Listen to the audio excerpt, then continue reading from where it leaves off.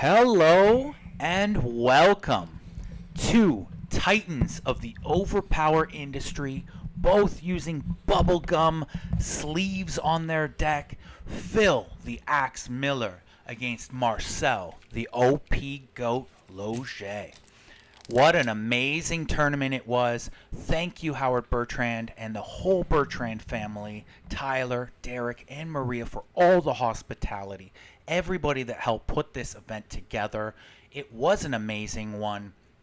As you can see, two great players coming up against a finals match with each other. Phil Miller on the left-hand side, running Hercules, X-Babies, Beast the Brute, Old Spider-Woman, Hell Carrier Battle Site, Fatal Attractions as the event, and Dracula's Armory, or as you can see, Shield Weapon Cache version there for himself. On Marcel's side, King Arthur, Spawn, Scarlet Witch, and Old Doctor Strange, running X-World, Toronto home base, and the 30-year anniversary set. For this final match, I have brought an amazing player and top-tier player so we can get some great strategy as well. Tyler Bertrand, thank you for joining me. Thanks for having me. It's been a great tournament, and it's awesome that it's good old Canada versus the U.S. in the final match, and it's you guys playing.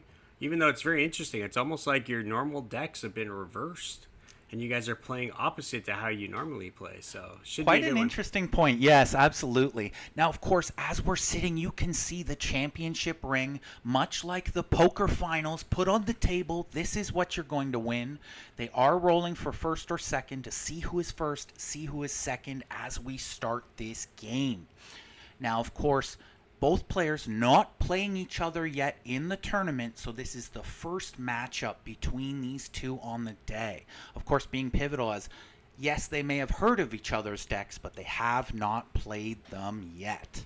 So on first glance, what was going through your mind at this point in order to, like, what things were you immediately concerned about? And was there anything else that you, I don't know, that his deck was brought to your attention? So I would say immediately, the first thing I am thinking in this game is his event set. He is playing Fatal Attractions. No energy icon may be used to attack. Quite not a death blow, but a detrimental event to me. With this in my mind, I am keeping the frame of mind that I cannot let him be in a position to venture for the win. And I have to very much, in my mind, win, most importantly, this first battle. So he places first. Of course, that means I am going second in the round. No discards on either side, so we are just playing a straight-up game. And Cheshire Cat placed on one side. Touche, Marcel says on the other side, placing the Any Home Base himself a next. 1 to 6 getting placed there. Oh, it actually looks like Marcel was first in the game, as he then places the second card. Phil Miller showing a big Beast 9 dropkick place. Yeah, so far it's looking pretty typical here. And is that the 4 or less avoid? That is a 1 to 4 avoid Okay. being placed on King Arthur. Now, of course, everybody remembering between the Toronto and King Arthur, Marcel is +2 per battle. Right. Very pivotal in these first few rounds. Yeah, seeing the Anex or the Cheshire Cat with a 4 or less avoid is always nice. Of course, Tyler referencing that 1 or 4 avoid, seeing already a target card on the other side, now another place card falling under that 4 threshold as well, having options for that Arthur defense. Yeah, 4 or less avoids can be a little tricky because sometimes the opponent could have all cards that go over them, or it's just very small. In this case, it's nice when it's chain cards or you're getting the max value for them and there's multiple options. Now, both players placing out decent amount of war chest. Nobody placing monster cards all across the board. Looks like an average place out for both characters in the first round. But of course, trying to maintain status quo with each other, not letting someone take over and push that advantage moving forward per round. Two very skilled, experienced players here, really hoping for another ring in their repertoires. I'm curious why you placed the 7 energy to spawn. It was just to keep up with place cards, or because I'm always worried that early that I could end up duping it, and it also eats up my 8 slot.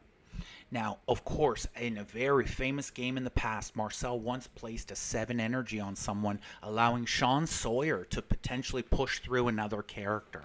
This early on in the game, plus knowing I have so much team defense, my stress is not overly that 7 will become inactive or unused.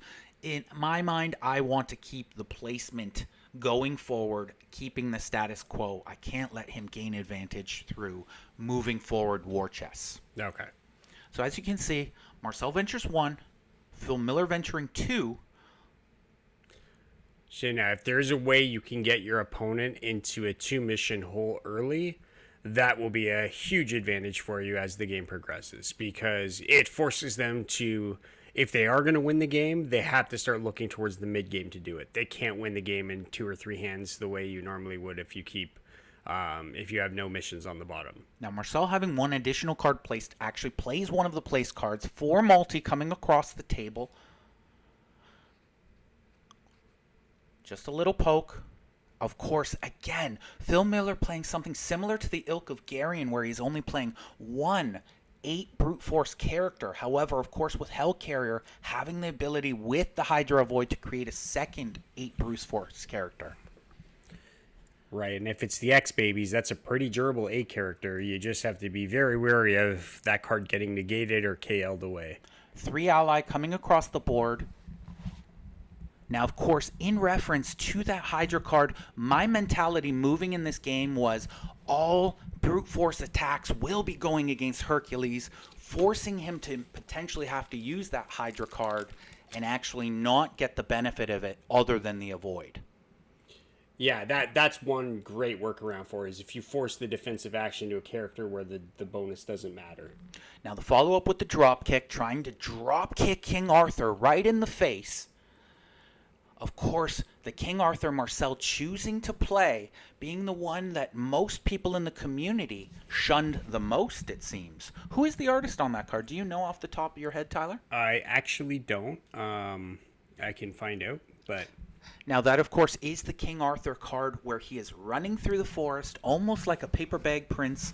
Often throughout the tournament, we did hear Marcel scream, "This is my rock. I am king of this rock." Yeah, it's the, I call it the storybook art, King Arthur.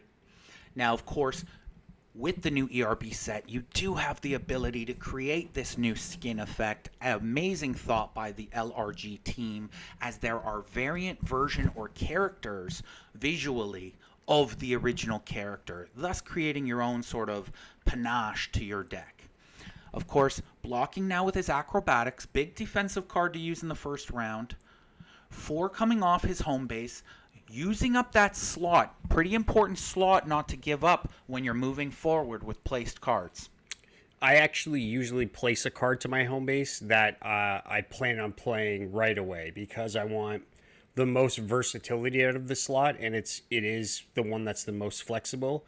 So I know I can always place another card there, and it's often a slot that multiple characters can use. Tyler, referencing the slot that on your home base you are allowed to place a special from one of your characters on your team. The reference I was making was more in regards to the any home base being the only any home base card that can sit on a home base, thus holding up that placing spot. But of course, Phil Miller in return throwing his Cheshire Cat, so both of us taking that placing spot away from each other, acting for the aggression instead. Following up with a 5 multi, brand new ERB card, Tarzan. Blocked with a 1-6, losing the venture point, but using a good defense in a good situation and not allow the KO pressure to mount on spawn. Fairly even battle right now. Now, the other interesting thing about this is that Phil Miller can throw that 8 with a basic against King Arthur if he's concerned about that teammate avoid, which is one of the few defensive cards you can use to stop that 11. Very true. Of course, with the defense being 1-6, 1-4, and 1-9, I'm probably going to have to pull out an activator style card should he decide to throw that 8 with one of his weapons cache basic universes. And what is great about X-World is there is Storm's no universe cards, which does stop those big basic attacks as well, not just Teamworks. So using both the Storm and the Beast activators together, you could actually create what is known as a full lock-off for your character. Marcel, of course, playing a Goblin Queen, pushing out the 4 GJ, which is may make 1 additional, 2 icons, negate, so negating the effect of him playing an additional attack. Did you have the Goblin Queen fetch a power card in your battle site? I did not actually end up playing that card. Shockingly, what I was attempting to do was to keep my battle site very slim, and basically was viewing my battle site almost similar or akin to any heroes. Total count in my battle site was actually 12 cards. And the rationale being afraid of Thunderbolts burning it down? Rationale being between both the thought, and as you can see, I do play X-World in this tournament. I was anticipating a tremendous amount of Zeus decks. It was the ability to use that Goblin Queen card and the Beast card to have 2 defenses for my battle site to potentially lock off an attempt at killing my battle site. These were the forethought sites in the idea of it. However, very few Zeus decks actually did show up to this tournament, shockingly.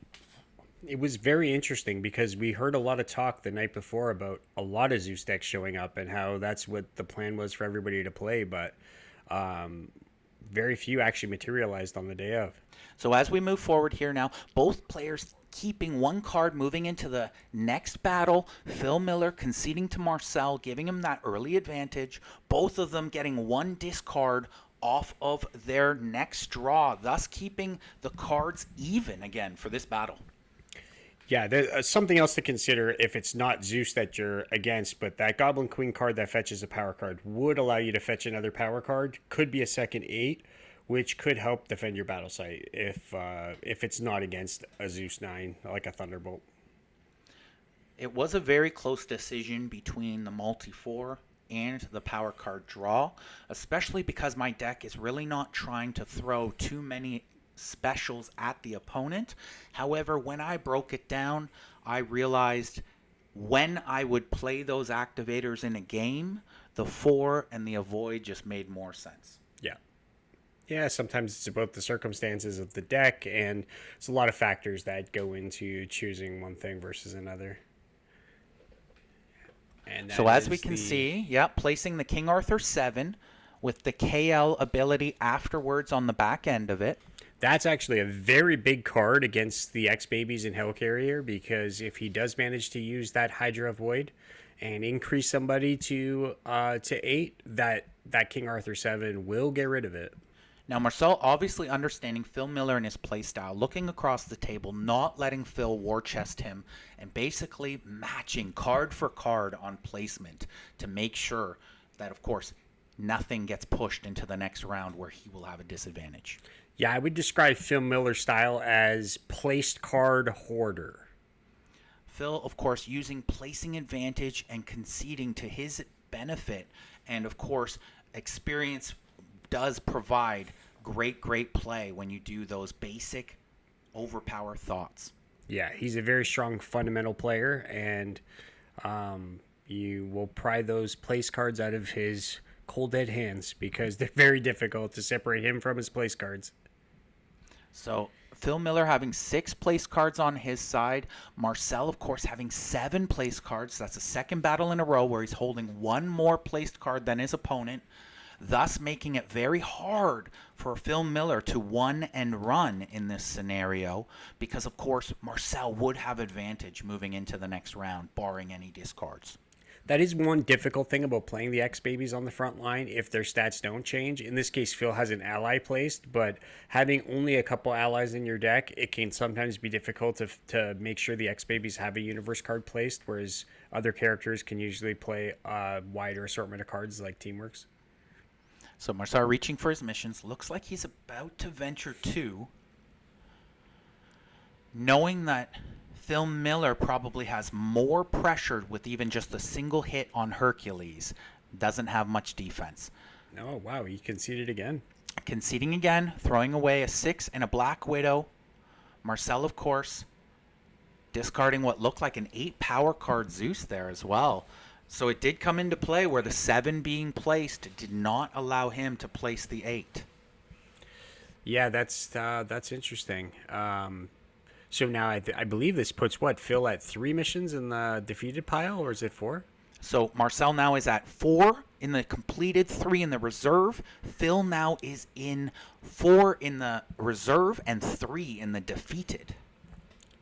Yeah, this is a tough one because at some point Phil is going to have to take a stand, or Marcel will be able to venture for the win, potentially 2 or 3 hands in a row, and that becomes very difficult to stop. So now moving into this hand, barring any discards, Marcel does have the advantage of 1 card placed. And let's see what discards occur in this hand. Marcel searching through, doing a count himself, seeing where the card totals are at. That's Showing 2 discards. So thus giving actually the advantage back to Phil if he has no discards in this hand. And he has 2 as well. And he has 2 as well, thus giving the advantage back to Marcel with an additional discard. And that is a 6 and 8 power card by Phil Miller that was discarded. So that is actually the third 8 we've seen on Phil Miller's side. The 8 that he has placed probably being the last version in his deck. Marcel finding another discard, thus making it an even amount of cards going into this hand. Wow, you guys are just shedding cards in this battle. I think Phil Miller's 8s are cursed. I think the last game I commentated with him in it, he duped all his 8s in one hand too. Now, as you can see, Marcel finding that 3 as now multi-powers are only 1 per deck. So he had to put in a differentiating 3, which often can times force people to miss that as they're going through their discards. Yeah, it's always a good idea if you're missing duplicates to make sure your artwork matches, so it's a bit easier on yourself. That's not an option for multis, unfortunately, but they're good enough to justify that. So I know we are even on cards in this situation. I am continuing to place for 2 reasons. Because, of course, I want to keep going in case we move into another battle, as well as I want him to keep placing cards in case for some reason he bets at me and I can, of course, play the Scarlet Witch discard. So now here you can see, counting up the total, realizing we're at even cards. Now, of course, us being even cards, I do have a 2 venture advantage already in this battle because of King Arthur in Toronto. Yeah, so essentially what Garion had on you in the last game, you have a slightly smaller version against Phil Miller in this game. Correct. So the Gary and Marcel in the quarterfinals, Gary having the advantage of the 6 to Marcel's 2. In this game, Marcel having the advantage of 2-0 venture to start every battle. As we can see, Marcel looking at the final amount of his cards, it looks like it's actually 4 missions, right? Sorry? Looks like it's 4 missions that he would have to venture for the win. Yeah. He has 4 in the middle. It also looks like Phil doesn't really have a lot of defense over there other than his basic. So I'm curious to see what's actually in his hand or not. And of course, seeing that across the board, I am realizing quite quickly that if I keep applying pressure to Hercules, that it's going to be a tough spot for him to go. Now, of course, I'm venturing 1 here. I'm thinking that I am basically placing out, getting my web into play, tons of placed cards, and I'm hoping to maybe even potentially just go into the next battle and go for the win. Yeah, at this point, the goal will be to cause Phil to spend resources and to maintain as many of yours as possible, even if you have to take a few hits in order to do so. Because the game is so within your grasp that, yeah, you have to at some point make yourself a little bit more uncomfortable just to ensure that the game will get easier and that you're going to be more of an advantage later on. And of course, knowing Phil's play style of wanting to place tons of cards and gain advantage that way, I have kept up the whole game with him, and again have 1 additional placed card at the moment before him as well. Playing a card out of hand, not wanting to give a card up from my war chest in case I'm going to move forward. And the thing Phil's going to want is his no cards with an energy icon event ASAP. So at this particular time, I am actually trying to discard what I believe is his final 8 in his deck. Did he? So he actually decides to use the Hydra, 1 per deck, To protect it. pulling the negate out of my battle site to protect his final 8 on his character. I believe that Hydra card only fetches an attack. Nope, it actually will get any card out of your dead pile. Oh, that's the 1 per deck. Correct. Sorry, That is the I one thought per it deck. was the one that fetched the attack. Not out of my battle site, out of my dead pile. Out of your dead pile. Okay, so wow, he spent that to protect his last 8. Spent that to protect his last 8, knowing that Venture is very important in this game.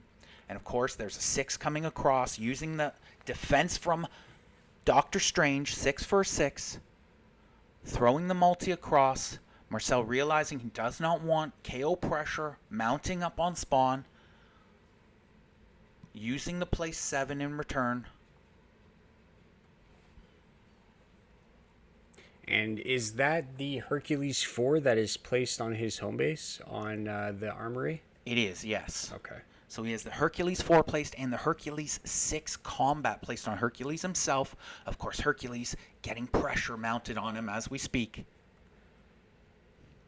I would probably look to throw that 4 ASAP, both to avoid my own event and also because of the teamwork placed. You don't want it to just be taken and then ignored. Of course, Plus, Tyler referencing that both that 4 spawn and that 3 multi having intellect icons, knowing Marcel's event would prohibit both of those from going across the board. yes. Excalibur, a big 9. Knowing that he does not have the 1 to 8 and knowing he actually has to use an armory card should he have had it. Now that 8 would have still blocked it with the armory card as well. But him using a 6 to create a 9 to block Excalibur. Is that a 6 that he has placed or what? That is sorry, he used the 7 to defend the Excalibur and he has a 6 placed. And as you can see, running away again, of course, Wow. holding 7 cards in his place chest. He is realizing at this point in time that he is actually even on cards yet again moving into this final battle. Yeah, I think Phil's concerned at this point. I think he's waiting for his event so that there's potential he can win a battle without having to spend his last 8. Because I think his concern here is that even if he wins the next hand and prevents the loss, that he won't have much juice left to finish off the rest of the game. He needs to save resources too. I also did feel at this particular point in the game that he was trying to play to his event and then potentially return the game. Now, as you can see, my initial thought was actually just to keep him from being able to venture. And of course, you know, great skilled play here on Marcel's part. Watching Phil's reaction as he's actually picking up his cards instead of just visually looking at his side of the board, hopefully trying to get any sort of tell or reaction from Phil where this last hand might go. So even on placing cards as we proceed into this hand, so let's see, it'll be based off discards, who will have card advantage. And he didn't have his event.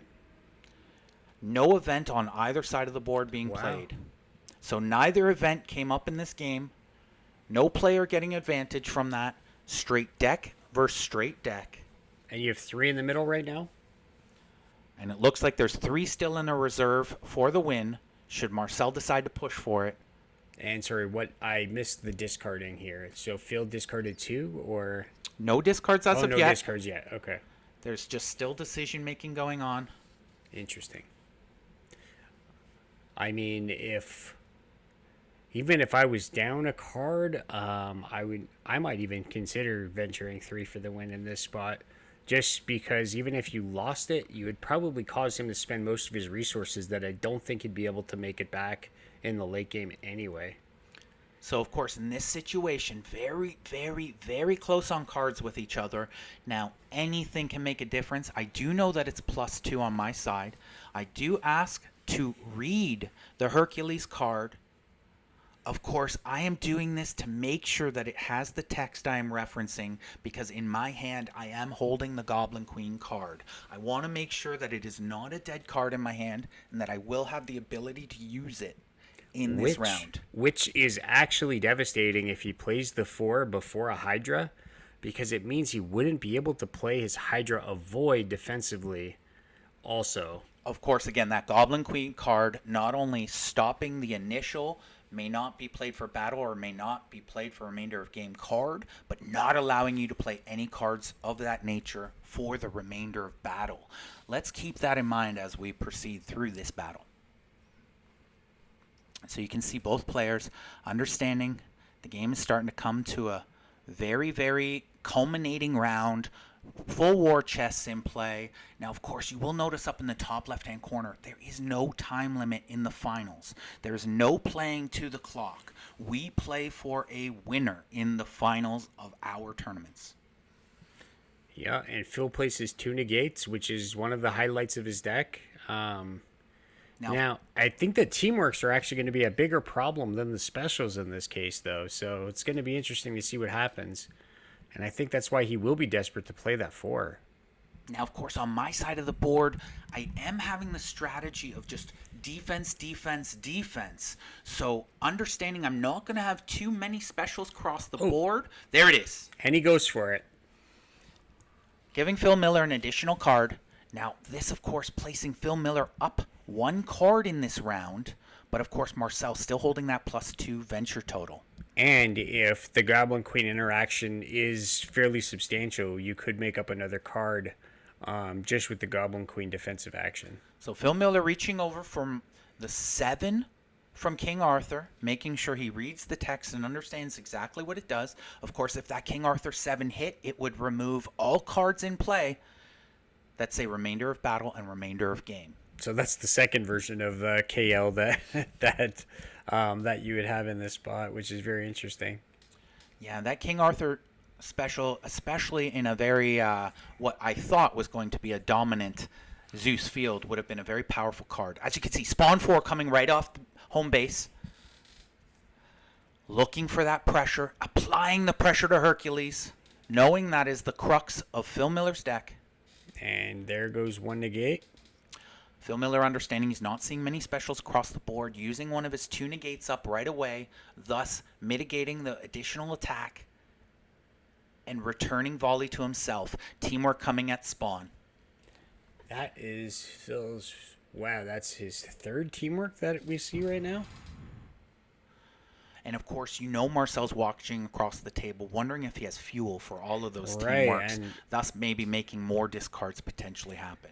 there's a term in chess called an overloaded piece where one piece is trying to do too much, and that might be Phil Miller's power cards in this situation, where it might be difficult to both protect Hercules and fuel those teamworks, and in which case it should be fairly easy to make the card up if that is the situation. And of course, teamwork thrown across the board. Marcel, I'm definitely pondering, of course, knowing I'm going for the venture win here. I am just knowing that every point of venture could potentially matter in this exact battle. This is also why I prefer the Storm and Daredevil cards, no universe cards, over the Jubilee and Electric Infusions as options from your battle site, because if your opponent does struggle to have the fuel for his teamworks, those cards don't give him the teamwork back and allow him to play a second one with the same amount of power cards. They still need to make the follow-ups with those. Using the 1 to 9, realizing that he could potentially try to push that 8 over to a 10, and that would just go over the spawn 1 to 9, trying to get value out of it in case spawn does get KO'd this battle. So following up with a strength, trying to put a second icon on spawn. That is a lot of green. And of course that strength sitting at A4. That is the intellect 4 underneath the strength. So it would actually be 2 icons. Using the spawn 4. Of course, using a perfect number to block the universe bonus on his side. Asking for additional attacks. Clearly no additional attacks. Action back to Marcel. And I'm going to expect to see a teamwork probably. Teamwork, of course, showing that the fuel's right on the table there. Wanting to apply teamwork pressure. from hand. Hidden teamwork from hand. So you have 3 teamworks as well, or closer to? Hidden teamwork from hand, often a very smart play against skilled opponents, using up the 8, thus gaining back that venture he lost when he used his own spawn 1-9 on a teamwork himself. Knowing that if that 8 was just used, Phil Miller's definitely starting to run out of any defensive cards. Yeah, I mean, at this point, I really doubt he's going to have fuel for the armory, so let's see what else he... 3 cards left. It's looking pretty bleak. Deceptive play here, I believe, by myself, as I'm playing the fuel for what looks like the last teamwork placed, knowing I have a power card in my hand, and hopefully swinging that last teamwork out as a big surprise. Again, when you're playing against top style players, you have to almost change your style of play to create avenues of things they just won't see. Big pivotal hand. Again, currently Marcel sitting at 5 venture, should this 3 hit.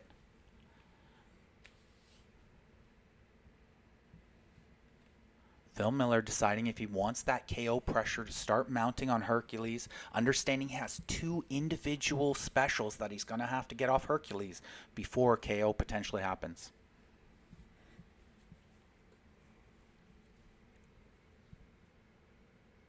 I mean, with the Hydra OPD gone, I really don't know what else Phil can do here. I believe he's got an avoid draw for Nick Fury, but as far as comeback factors go, I think the writing's on the wall on this one. Intellect 3 being thrown at King Arthur.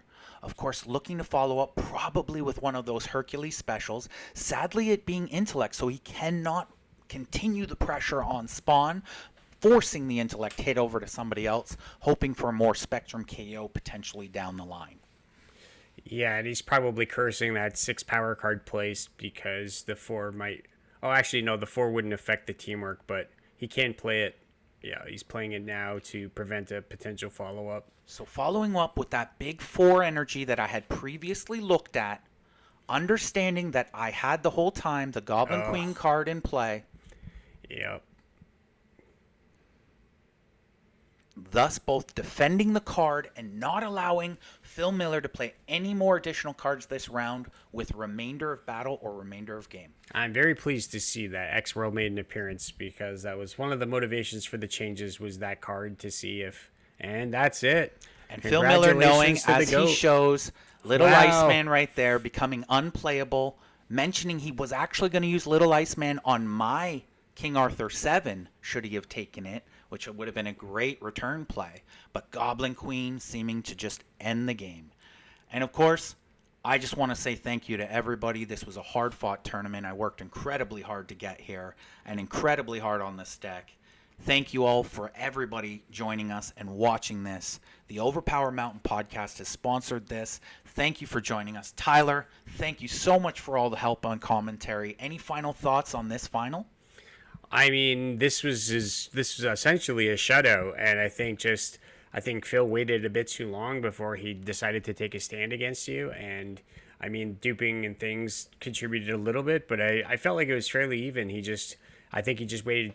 He was trying to save resources for just a bit too long and needed to actually take his stand a bit sooner. But I think it's a classic moment of understanding your opponent's play style and matching it so that they can't get in a comfort zone and potentially swing the game back their way.